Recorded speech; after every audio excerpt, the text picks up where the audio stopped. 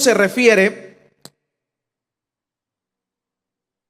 hay como una imploración de parte del salmista para que los seres humanos podamos alabar al Señor.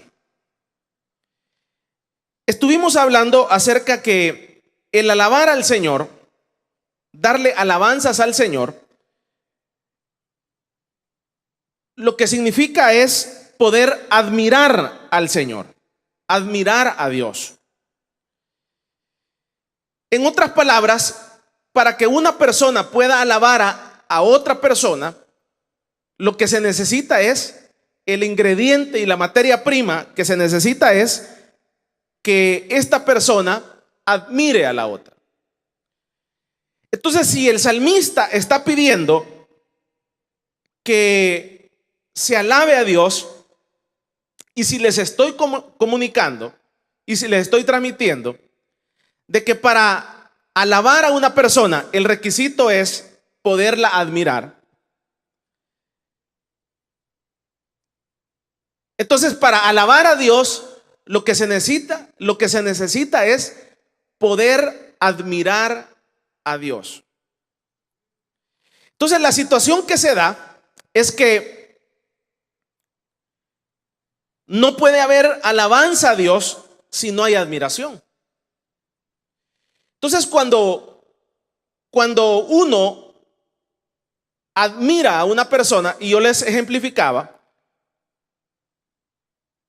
varios escenarios en donde uno debe de admirar a ciertos personajes. Por ejemplo, el caso de nuestros padres terrenales.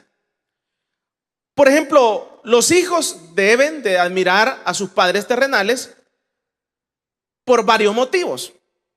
Primeramente, los hijos son hasta cierta edad. Es bien extraño esto que sucede en las familias. Y lo que sucede en las familias es que el padre dedica el 99% muchas veces de su tiempo a criar a sus hijos, a darles estudio, a gastar sus recursos económicos, sus recursos de tiempo, sus recursos de toda especie, en sembrar valores, en sembrar recursos. Usted ve los padres, el amor que hay para con los hijos, para con sus familias. Pero resulta que hasta cierta edad el padre es amado, pero a partir de cierta edad el padre es odiado. Entonces hay una edad en donde ese hijo, su héroe es el padre, pero hay una edad en donde ya sus padres ya no son ningún héroe, sino que sus padres son el enemigo a vencer. Sus padres son el enemigo.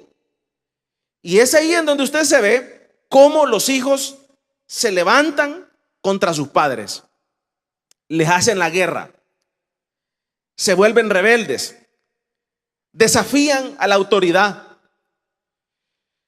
Entonces esto está totalmente comprobado, que tarde o temprano, y yo les mencionaba a los hermanos de un caso que hace algunos años yo vi, en donde los hijos con el yerno planificaron la muerte de sus padres y le dieron fuego a la casa. Y también usted puede ver ahí en internet, puede ver en los programas, cómo los hijos, después de amar tanto a sus padres, empiezan a odiarlo con todo su corazón. Entonces cuando uno ve, gracias hermano, cuando uno ve todo esto, entonces el escenario más fácil y más viable es no tener hijos. Por todo esto, porque sería como ilógico tener hijos para que dentro de 15 años mis hijos sean mis peores enemigos, y no solamente sean mis peores enemigos, sino que anden buscando hasta darme, hasta matarme, literalmente. Entonces el hijo debe de admirar al padre. ¿Por qué debe de admirarlo? Porque a pesar de esta realidad, a pesar de que los padres están conscientes, porque cuando usted habla con los padres, ellos están conscientes que el hijo va a ser el mayor enemigo de ellos. Esto es como, les ponía otro ejemplo. Es como que usted hable con un empresario. Usted hable con una persona que genera empleo aquí y en cualquier parte del mundo. Si usted habla con ellos, ellos le van a decir: mis mayores enemigos son mis empleados, todos. Pero si ellos saben que sus mayores enemigos son sus empleados, ¿por qué? Porque yo tengo y ellos no tienen. Porque yo me puedo comprar un carro y ellos no se lo pueden comprar. Son mis mayores enemigos porque no les subo el salario. Son mis mayores enemigos por esta razón y esta otra razón. Entonces uno se dice, pues sí, si usted sabe, si usted conoce que sus mayores enemigos son sus empleados, entonces ¿por qué tiene una empresa? Esas son las cosas que, como le menciono. Entonces la mayoría de ellos, cuando usted habla con ellos, ayer estábamos hablando con una persona y yo le decía: mira, tal empresario X tiene 5,000 empleados aquí en El Salvador. Solamente ese empresario diría que él diga: mira, ya realmente ya me cansé de estar lidiando con personas, ya me cansé de estar lidiando con impuestos, con problemas, con demandas, con esto. Voy a vender todo mis propiedades. Ese hombre se va a cualquier parte del mundo y es feliz, y ya sin trabajar. Entonces cuando uno ve eso, cuando uno ve esa condición de esa persona, entonces lo menos que yo puedo hacer es admirar a esa persona.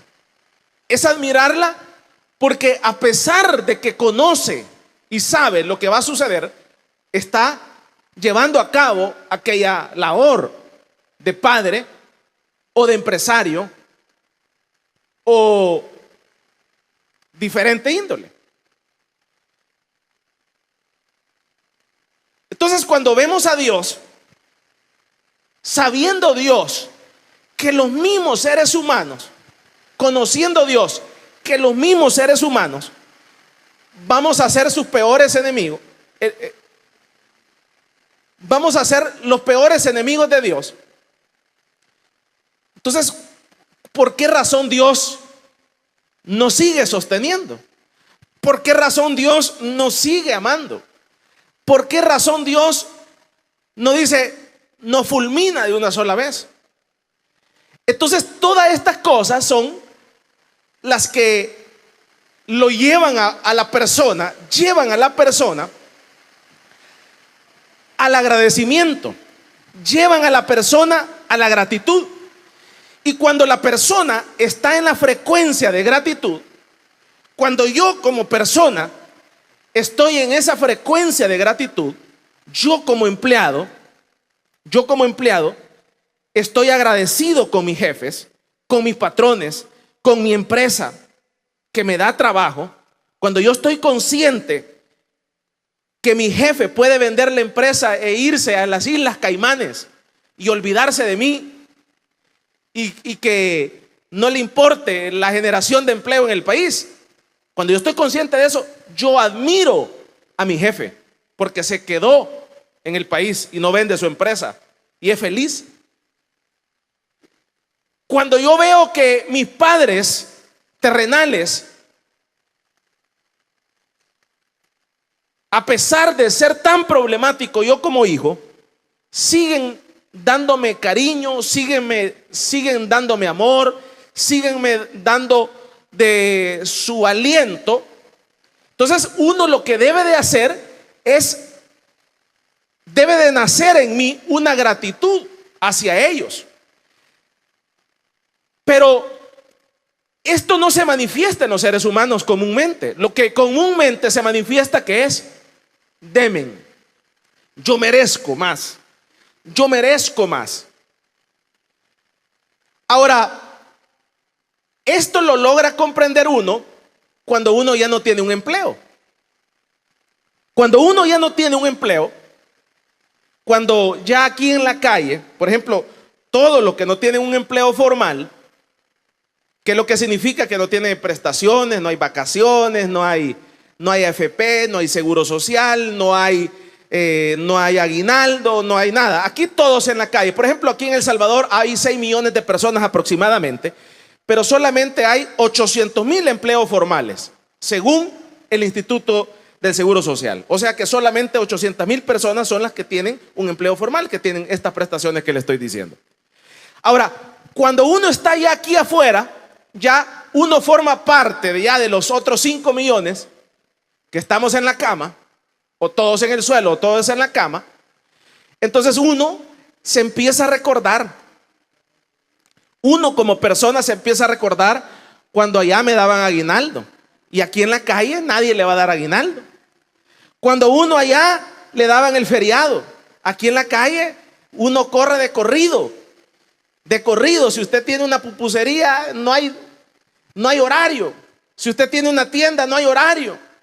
Y entonces uno empieza en ese momento a valorar lo que teníamos antes. El hijo que está bajo dominio, que dio tanta guerra, que dio tanto problema en la casa, llevando mujeres, haciéndole la guerra a los padres en la noche, llegando tarde, desafiando a las autoridades terrenales, sus padres.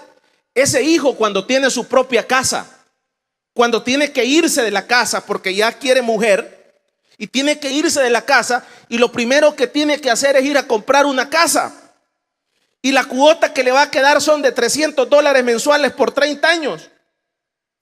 Y no solamente eso, no solamente los $300 mensuales por 30 años, si le dan el crédito, si no tiene que ir a alquilar. Entonces, no solamente va a pagar los 300, sino que va a pagar 50 pesos de luz, 20 pesos de agua, 20 pesos de alcaldía. La comida ya no es gratis. Tiene que comprar una refri, tiene que comprar una cocina, tiene que equipar la casa, tiene a otra persona que lo está apoyando para que compre cosas.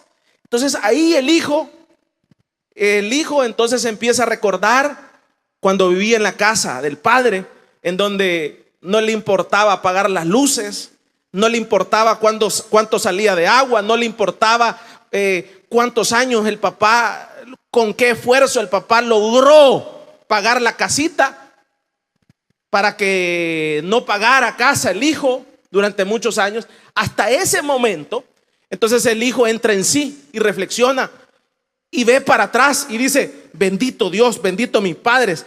Y empieza a verse la persona lo mal que actuó en el pasado. Entonces en ese momento surge en nosotros el agradecimiento. Y cuando surge en nosotros el agradecimiento, entonces surge la alabanza. Y la alabanza surge por una razón, porque el elemento para alabar a una persona es que uno debe de admirar a las personas. Entonces cuando el hijo pasa este proceso, cuando el empleado pasa este proceso, entonces hasta ese momento él tiene gratitud, porque se da cuenta que en la calle ya no hay nada. Se da cuenta que en la calle ya nadie lo está esperando. Entonces viene y el hijo dice: gracias, y quiere regresar muchas veces al palacio, pero ya es tarde. Entonces, ¿qué debe de hacer uno? ¿Qué debe de hacer uno? Entonces uno debe de alabar, agradecer. Entonces les estaba explicando que para que surja en nosotros, la alabanza tiene un requisito, y el requisito que tiene es que yo debo de admirar a una persona.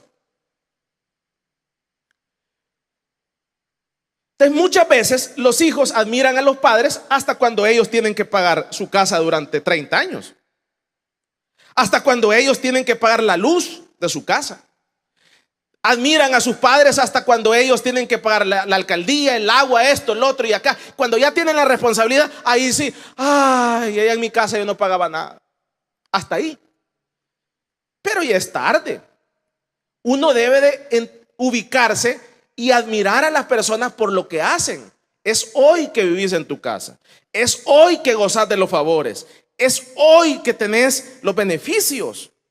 Entonces, ¿qué debe de ser uno? No necesita uno tener un compromiso para admirar a alguien. Entonces, cuando uno tiene esa admiración, entonces surge la alabanza, surge la admiración. Entonces, el salmo que estamos hablando, el Salmo 33, exige de los seres humanos y de las personas que habitamos la tierra, está exigiendo, ¿el qué está exigiendo? Alabanza. ¿Para quién? Para Dios.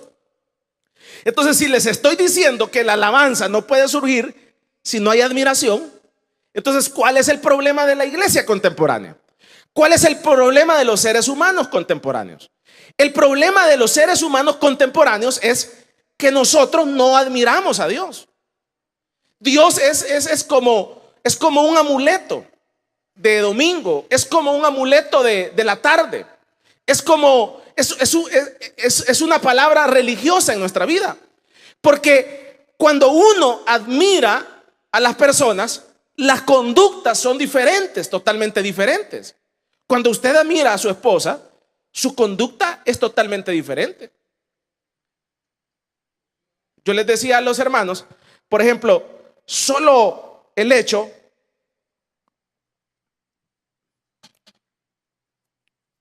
que un hombre en estos dorados tiempos se quiera casar, se haya casado en el pasado, se quiera casar en estos dorados tiempos, eso es de admirar. La gente lo ve normal, como que nada pasa, pero eso no es normal. Si cuando una persona se compromete con otra persona y se casa, lo que está diciendo, mira, yo voy a estar en las buenas y en las malas contigo. Y además de esto, yo me voy a hacer cargo de ti, en lo que yo pueda, en lo que esté a mi alcance, en lo que yo pueda servirte. Eso, dígale a un joven ahora que lo haga. No. La gente quiere así, sin casarse. Quieren seguir teniendo sexo libertino, sin casarse, sin compromiso, sin nada, porque la gente no quiere compromiso. Pero tampoco es que tienen el don de celibato y dicen me voy a abstener, no. O sea, pero solo el hecho de haber encontrado una mujer que se haya casado con usted, eso es digno de admirar. Y qué buenas piezas somos, pues. Si yo les decía, en la mañana que olemos, en la mañana, ¿usted huele en la mañana cuando se levanta? No, los seres humanos yedemos en la mañana. Si no nos bañamos, yedemos más. ¿Qué tan buen carácter tenemos? ¿Qué tan buen físico tenemos para que digamos que somos la última Coca-Cola en el desierto? No. Entonces todos esos elementos lo llevan a uno a decir la verdad que yo admiro a mi esposa porque me aguanta este carácter de indio que tengo. Vamos a darle un fuerte aplauso pues al Señor.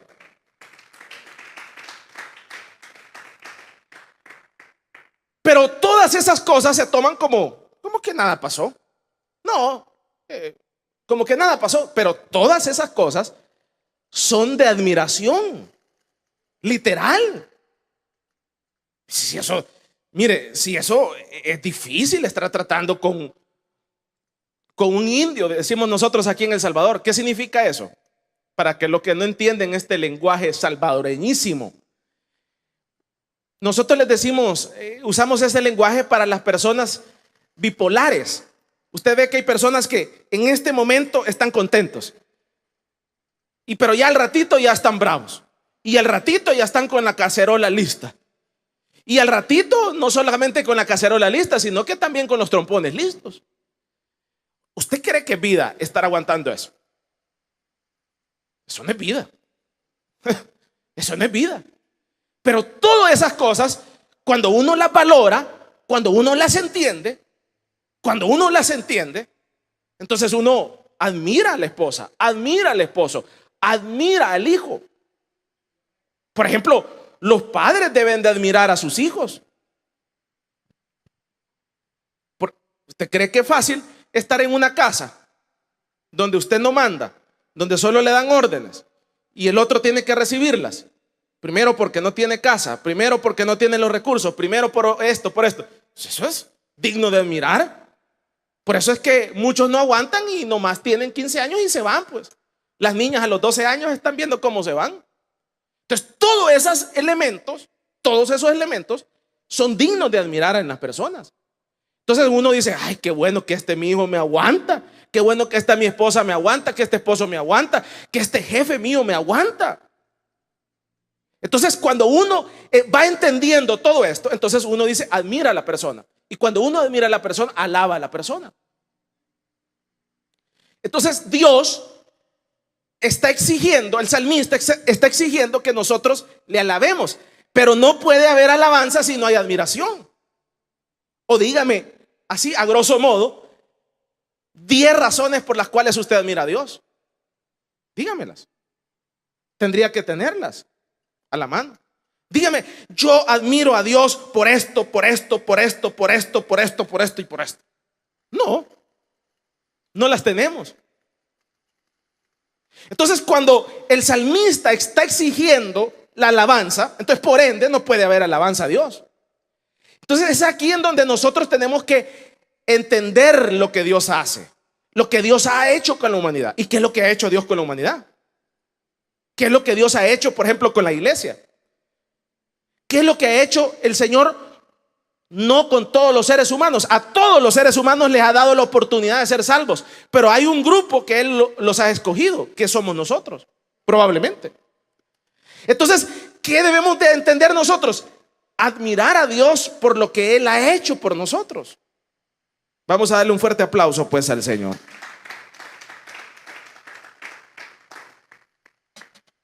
Entonces el salmista primeramente dice, el versículo 12 que leíamos acá, 33:12, dice: bienaventurada la nación cuyo Dios es Jehová, el pueblo que Él escogió como heredad para sí. Desde los cielos miró Jehová y vio a todos los hijos de los hombres. Desde el lugar de su morada miró sobre todos los moradores de la tierra. Estos versículos establecen que primeramente a Dios no lo podemos engañar. A Dios no lo podemos engañar. Y lo que establece es que el Señor, primeramente hay que aclarar algo, Él nos formó. Y como Él nos hizo, Él puede ver el exterior nuestro, todo el exterior nuestro. Y no solamente el exterior nuestro, sino que también Él puede ver el interior nuestro. Él puede, por eso dice la palabra de Dios que Él escudriña los corazones. Entonces Él puede ver nuestro corazón. Él puede ver nuestra alma. Él puede ver nuestra conciencia. Él puede ver cada esquina de nuestro interior y de nuestro exterior. Váyase usted al Salmo 139:1 para que vea hasta dónde alcanza el Señor. Salmo 139:1. Rapidito porque se me está acabando el tiempo y ya también voy teniendo frío. Hay que irnos a dormir. Solo yo, ¿verdad? Ustedes veo que no. Vean, Salmo 139:1 dice: oh Jehová, tú me has examinado y conocido. Tú has conocido mi sentarme, mi levantarme. Has entendido desde lejos mis pensamientos. Vea, Él sabe, conoce cómo nos sentamos nosotros, cómo nos levantamos. Vea, ha examinado nuestro corazón. Has entendido desde lejos mis pensamientos. Ni tan siquiera hemos llegado donde Dios, y Él ya sabe lo que nosotros vamos a pensar en el presente, pensamos en el pasado y pensamos en el futuro. Y dice el versículo número 3: has escudriñado mi andar y mi reposo. Cuando nosotros andamos caminando sobre esta tierra, Él conoce nuestro andar. ¿Cuáles son nuestros propósitos? ¿Cuáles son nuestras ideas? No solamente eso, sino que cuando nosotros estamos dormidos, usted sabe que cuando estamos dormidos, pero nuestro consciente está despierto. Y a veces usted ve que tenemos sueños, que andamos por allá, por allá. A pesar de todos esos sueños, Él está revisando qué tipo de sueños nosotros tenemos. Vea todo lo que hace Dios. Y dice: y todos mis caminos te son conocidos, el versículo número 3. Pues aún no está la palabra en mi lengua, y he aquí, Jehová, tú la sabes toda. O sea, ni tan siquiera, o sea, imagínense, cuando ya salió estas palabras que le estoy mencionando, ya Él vio el interior del alma, el interior del corazón, y ya sabía estas palabras que estoy pronunciando yo. Él ya las sabía cómo las iba a decir. Vamos a darle un fuerte aplauso pues al Señor. Entonces aquí usted puede ver lo amplio que es Dios. No es como la gente dice, un diosito. No, no es un diosito. Usted ve, tiene controlado cada espacio del mundo, de la tierra, de todo. No le da miedo eso. Estamos controlados. Da miedo. Pero no debería darnos miedo. Lo que debería de darnos es admiración. O sea, imagínense cómo Dios tiene controlado nuestra alma, nuestro cuerpo, nuestro pensamiento, nuestra forma de sentar, nuestra forma que nos vamos a parar, los pelos que se nos van a caer ahora, los sueños que vamos a tener. Es impresionante lo que hace Dios. Cómo tiene controlado todo. El mundo, la galaxia, es impresionante. Váyase usted al versículo número 15 del 33. Dice: Él formó el corazón de todos ellos, atentó esto a todas sus obras. Entonces dice acá que todo nuestro interior está controlado. Nuestro corazón, nuestro consciente, nuestro inconsciente, nuestros pensamientos, nuestro sentar, nuestro acostar, nuestros sueños. Entonces yo cuando veo todo esto, esta descripción, o sea, es algo impresionante. Pues admiro a Dios. Increíble cómo nos tiene controlados. Vale. Entonces esto primero que le estoy mencionando sería suficiente ¿para qué? Para admirar a Dios. Entonces, si yo admiro a Dios, entonces ¿qué va a surgir en mí? Alabanza, agradecimiento. Entonces, cuando yo admiro a Dios, una lluvia no me va a parar para venir al culto.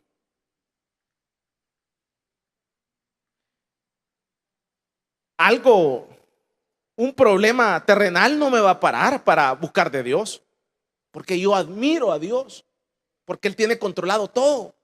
Y entonces, Señor, ¿qué puedo hacer? Lo único que puedo hacer, además de, no solamente te admiro, sino que te voy a alabar, Señor. Alabo tu nombre porque conoces mis pensamientos, conoces la forma en que estoy sentado, conoces cómo me voy a sentar dentro de 5 minutos, conoces qué voy a pensar dentro de 10 minutos, conoces cómo me voy a morir, conoces los sueños que voy a tener ahora, conoces todo, Señor. Te alabo, Señor, porque todo tú lo tienes controlado. Entonces eso sería un motivo suficiente para alabar al Señor. Entonces cuando uno no ve esto, entonces uno no da tristeza aquellos hermanos. Mire, hermano, va a querer, como que son tomates, va a querer tomate, hermano, va a querer ir a la iglesia, hermano. No, fíjese que hoy está lloviendo y por eso no voy a ir. Es una persona que no sabe, o sea, no entiende esta realidad. No entiende de que no admira a Dios, pues. Entonces, como usted no admira a Dios, entonces usted ve que las iglesias están llenas de personas que viven exigiendo, como el hijo. Mira, ¿cuál es el pleito de los hijos? El pleito de los hijos, ¿cuál es? El papá le dio la leche, le dio el estudio, le dio esto, le dio esto, y hasta que llegó a la mayoría de edad. ¿Cuál es el pleito de los hijos después de eso? Que el papá no vende la casa y se la da. ¿Cuál es el pleito de los hijos? Que el papá no vende el carro y le da el efectivo para que se lo vaya a reventar.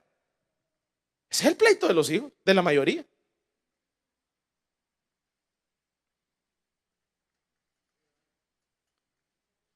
Entonces los hijos están esperando que el papá se muera para reventarse las cosas.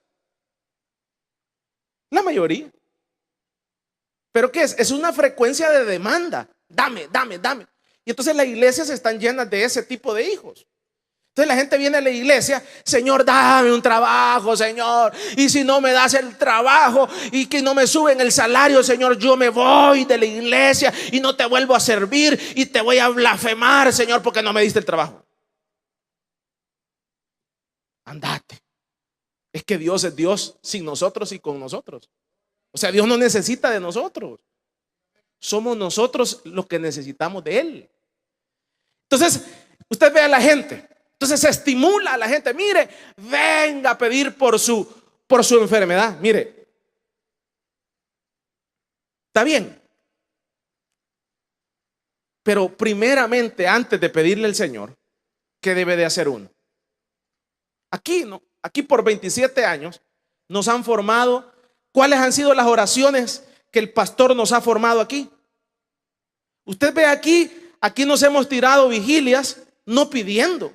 Aquí nos tiramos vigilias agradeciendo: Señor, gracias por mi familia, gracias por mis hijos, gracias, Señor, por mi trabajo, gracias por esta empresa que me da de comer, Señor, gracias, Señor, por mi abuela, gracias, Señor, por la vida, gracias, Señor, por este país.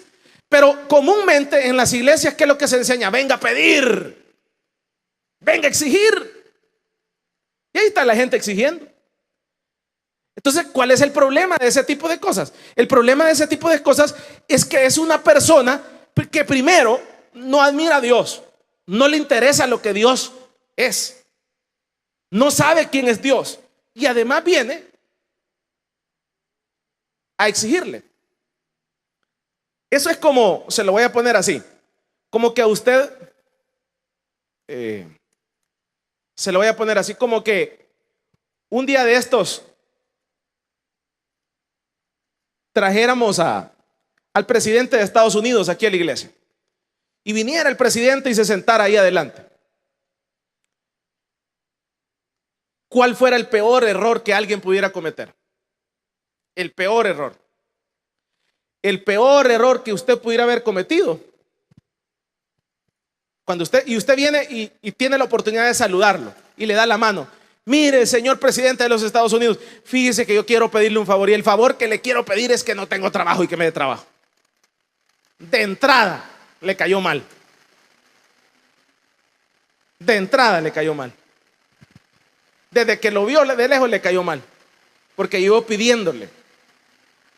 Pero si usted llega agradeciéndole, si usted llega diciéndole: mire, señor presidente de Estados Unidos, estamos agradecidos como país, eternamente agradecidos como país. ¿Sabe por qué?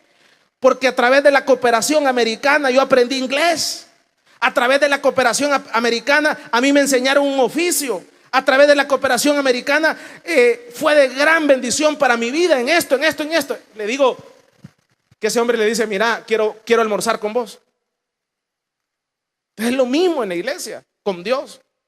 Entonces la gente viene: Señor, y le dice, toda esa gente que se proclama ateos, ¿qué tipo de gente es? Gente que estuvo en la iglesia y Dios no le contestó. Y entonces se proclaman ateos y rebeldes. Dios no existe porque no contesta. Dios no existe por esto. Pero el problema es que uno no entiende lo que Dios ha hecho.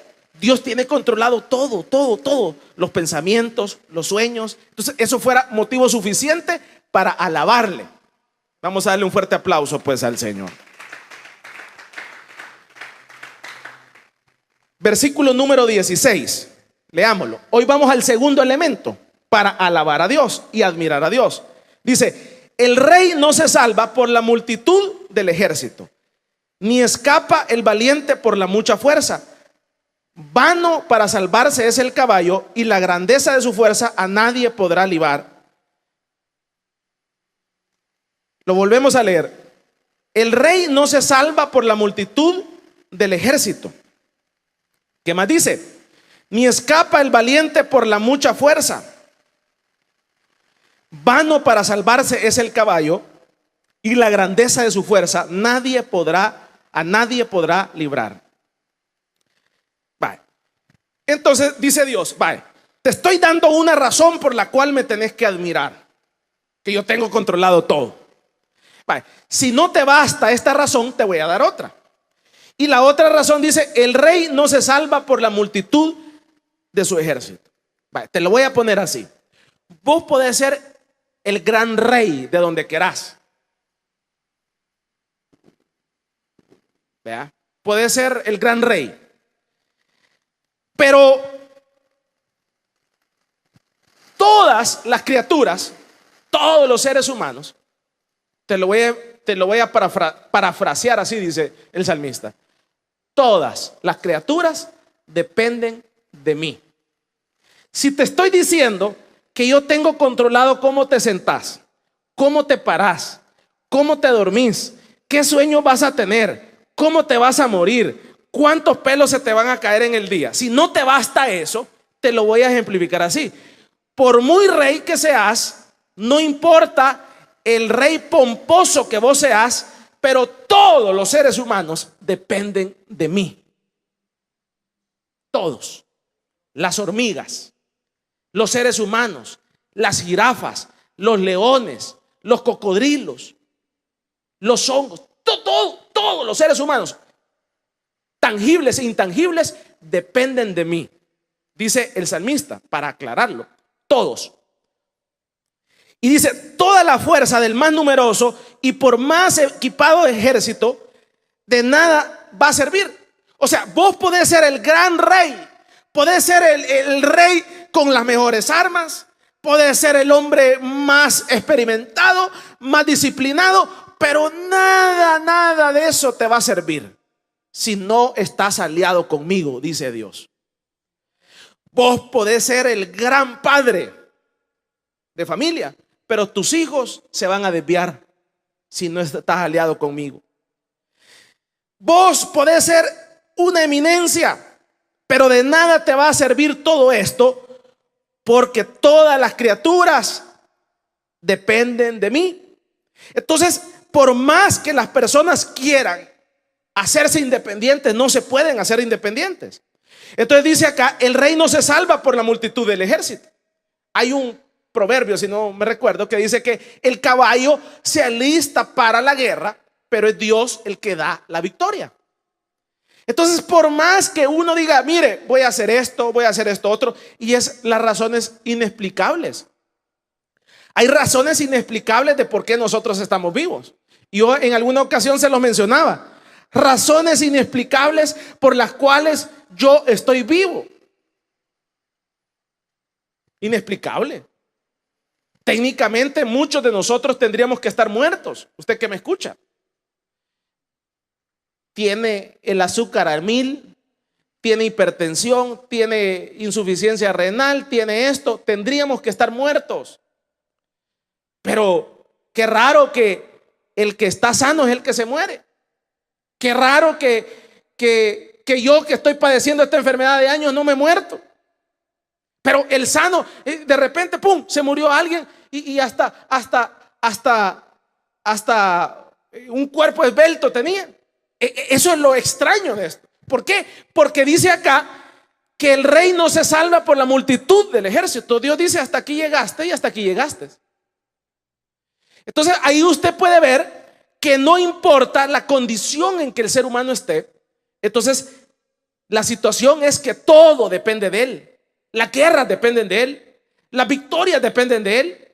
Entonces cuando uno entiende esta verdad, entonces uno debe de alabar a Dios y traer gratitud. ¿Qué más dice? Ni escapa el valiente por la mucha fuerza. Entonces dice alguien, mire, yo tengo mucha experiencia, y como tengo bastante experiencia, Como tengo bastante experiencia, me voy a poder escapar de este problema. Falso. No se puede. Versículo número 17, y con esto terminamos. Dice: vano para salvarse es el caballo.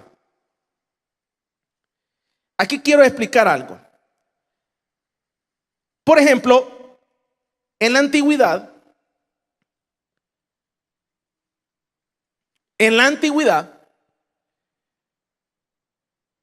entre más caballos uno tenía, más caballos de guerra, entonces uno se consideraba más fuerte. Entonces los ejércitos se llenaban de caballos y de guerra, caballos de guerra. Entonces uno medía fuerzas con los caballos. Entonces dice aquí el Señor que dice: vano para salvarse es el caballo. Entonces en el tiempo antiguo, parte de la riqueza de los ejércitos eran sus caballos de guerra. Pero Dios dice: mira, aunque tengas muchos caballos de guerra, no te puedes salvar, no te puedes adjudicar una victoria, porque yo soy el que da la victoria y yo soy el que da la derrota, dice el Señor. Entonces, vano es el caballo. No importa que tú tengas caballos de guerra, yo puedo hacer que perdas. Yo puedo hacer que perdas, aunque seas un caballo de guerra. Entonces, fíjense que váyase a Deuteronomio 17, 16. Rapidito. En Deuteronomio, y con esto terminamos. En Deuteronomio 17, rapidito, dice acá, y el versículo número 16, vea lo que dice: pero él no aumentará para sí caballos, ni hará volver al pueblo a Egipto con el fin de aumentar caballos, porque Jehová os ha dicho: no volváis nunca por este camino. Entonces, en el tiempo antiguo, lo que se practicaba era subir los caballos de guerra. Y aquí en Deuteronomio 17, 16, Dios está prohibiendo que se incremente los caballos de guerra. ¿Por qué? Lo está prohibiendo por la razón de que sucedía que entre más caballos de guerra yo tenía, entonces me creía más orgulloso, más vanaglorioso, más orgulloso. Entonces viene Dios y pone un candado y dice: vaya, señores, no me vayan a incrementar los caballos de guerra, por favor. No me los vayan a incrementar. Necesito que solo me tengan 10 caballos de guerra, y con esto les voy a dar la victoria. Mi pregunta esta tarde, y con esto finalizo: ¿cuáles son sus caballos de guerra? ¿Cuáles son nuestros caballos de guerra? Nuestros caballos de guerra, ¿cuáles son? Nuestro trabajo, nuestro dinero, nuestras propiedades, nuestros negocios, y ahí están. Y entonces uno va queriendo tener más y más y más y más y más. ¿Para qué? ¿Para qué? Para sentirme fuerte. Y entre más tengo, más sólido me siento. Pero dice Dios: no importa. Podés tener un montón de propiedades y yo te las puedo botar de la noche a la mañana. Podés tener un montón de dinero, pero yo puedo hacer quebrar todo de la noche a la mañana, porque todo depende de mí, dice el Señor a los seres humanos. Vamos a darle un fuerte aplauso pues al Señor.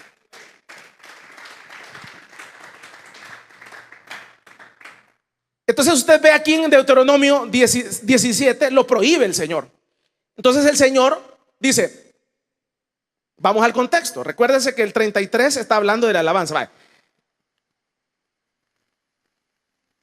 Espero me esté dando a entender. Estamos hablando que el salmista está exigiendo que los seres humanos alabemos a Dios. Entonces en este segundo elemento está diciendo, mira, por más fuerte que seas, yo no te voy a dar la victoria. Soy yo el que la da. Dios, Él tiene el monopolio, Él tiene el control de la victoria. Y dice acá que por más que te afanes, por más que tenga carros de guerra, yo no te la voy a dar. Y acá vemos que la prohibía. ¿Y para qué la prohibía? Tener más caballos. Para que los reyes no se creyeran que la guerra la habían ganado con sus caballos de guerra. Entonces el Señor dice, Vaya, señores, alábenme, admírenme, haya gratitud en ustedes. ¿Por qué? Porque lo que ustedes han alcanzado no lo han alcanzado por sus caballos de guerra.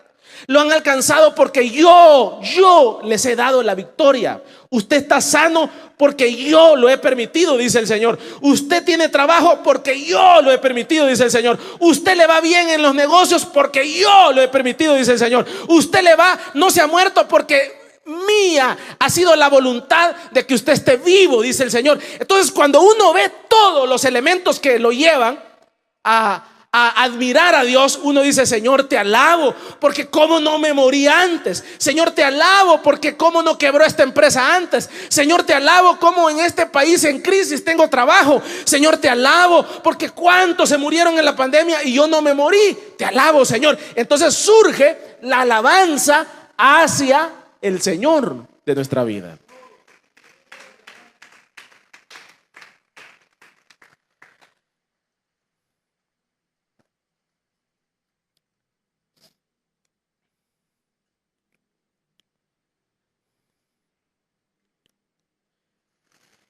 Hace algunos años orábamos aquí. Vean qué fácil es mantenerse. Vean qué fácil es no irse del país. Por ejemplo, el pastor orábamos para que Dios nos pusiera las manos en nuestro cerebro y que Dios nos iluminara. ¿Por qué? Por ejemplo, si usted tiene $200,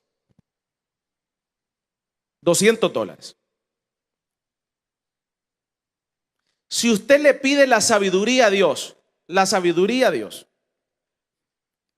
Señor, dame la sabiduría para que estos $200 se hagan 40 en un día. En un día.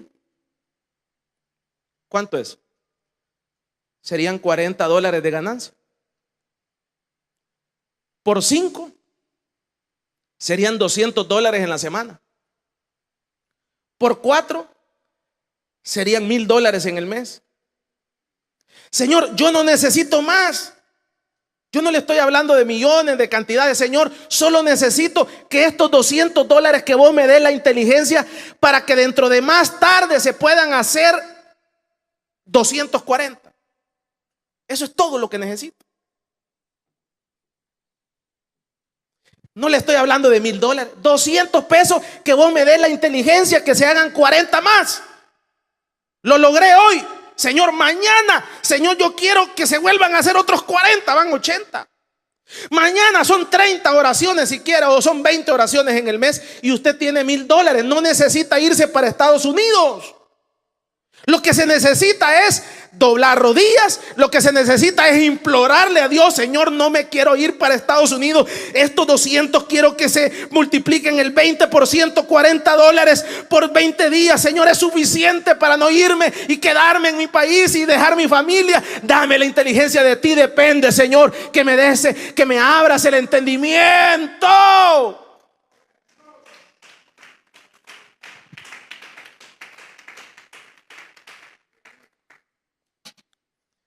Pero como la gente confía en sus caballos de guerra,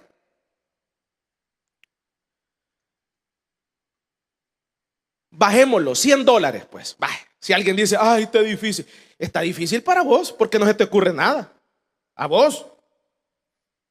Y si me preguntas, tampoco te voy a decir, porque tenés que orar. Que 100 pesos, 100 pesos. Señor, dame la inteligencia para ganarme de 100 pesos $20. Si me preguntas, no te voy a regalar la idea. Orá, pedirle a Dios, llorarle, implorarle: Señor, no me quiero ir, y el Señor te va a dar. Y si no, andate, deja a tu familia, deja a tus hijos botados, deja a tu mujer que después la encuentre con otro, esto, lo otro, andate. Si Dios es Dios. Dios lo que quiere es que nos humillemos, que le imploremos, que le roguemos, que lloremos y que entendamos que no son nuestros caballos de guerra. Es la misericordia de Dios la que nos sostiene en medio de un país en crisis. Pero mientras estén los caballos de guerra en nuestra vida y en nuestro corazón, usted va a caminar creyendo que usted puede. No, el doctor me va a sanar. No, el dinero que tengo yo es estable. No, esto, yo. Bueno, son tus caballos de guerra. Pero el Señor, ¿qué hizo? ¿Los prohibió? No, dijo, no me vayan con 1000 caballos a la guerra, váyanme con 100 caballos, por favor. Y Señor, y vamos a enfrentar un ejército de 1.000.000. ¿Y cómo lo vamos a enfrentar con 100 caballos, Señor? Es que no lo vas a enfrentar vos. Lo vas a enfrentar en mi poder y yo te voy a dar la victoria, no vas a ser vos. Eso es lo que. Entonces, cuando uno empieza a ver esto, ¿qué hace uno?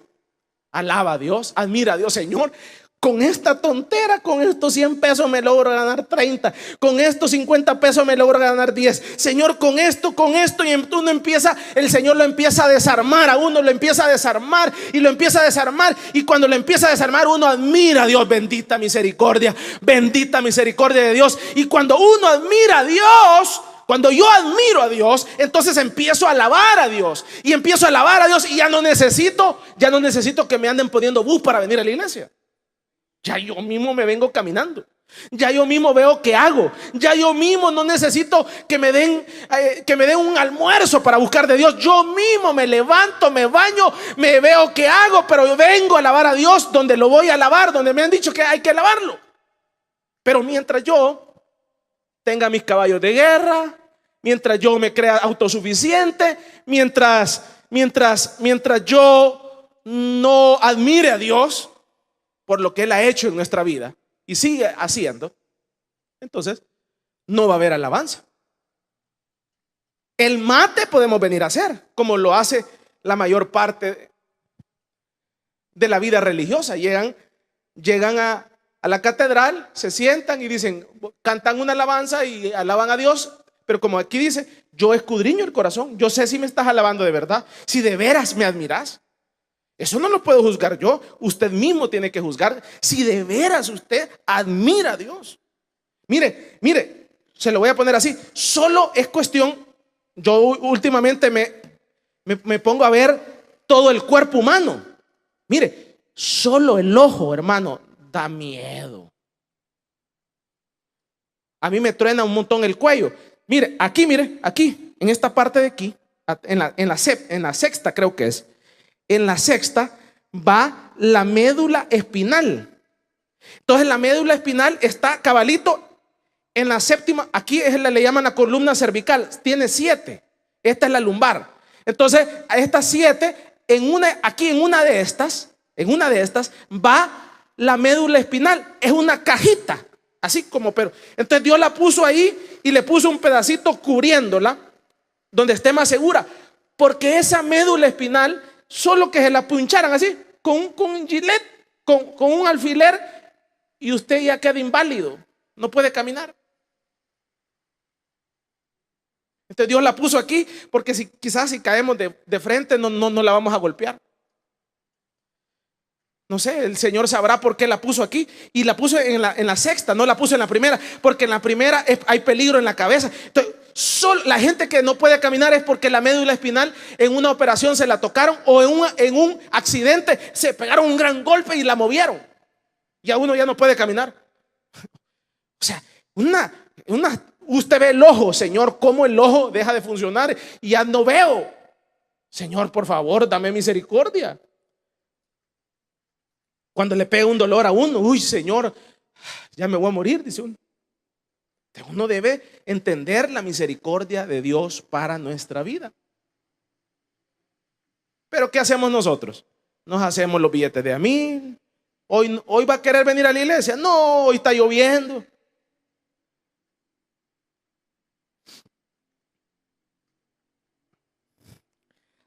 Con el hermano Conrado estábamos hablando hace unos días. ¿Cuál es la medida para faltar a la iglesia? Estamos hablando de eso, ¿eh? Y estamos discutiendo eso. Hermano, mire, ¿cuál sería la medida para decir no voy a la iglesia? Entonces me gustó el punto de vista del hermano anciano y me dice, mira, ahorita me dice, fíjate que yo creo que la medida, me dice, mi hermano de 27 años de testimonio, me dice, yo creo, me dice, que la medida fuera, vaya, si estás enfermo, me dice, no podría ser esa medida, estoy enfermo, porque cuando uno está enfermo, ¿para dónde agarra? ¿Para dónde agarra uno? Para el hospital, o agarra para el doctor. Entonces esa no podría ser una medida. Mira, hoy no voy a venir porque estoy enfermo. Mentiras, porque al doctor sí fuimos.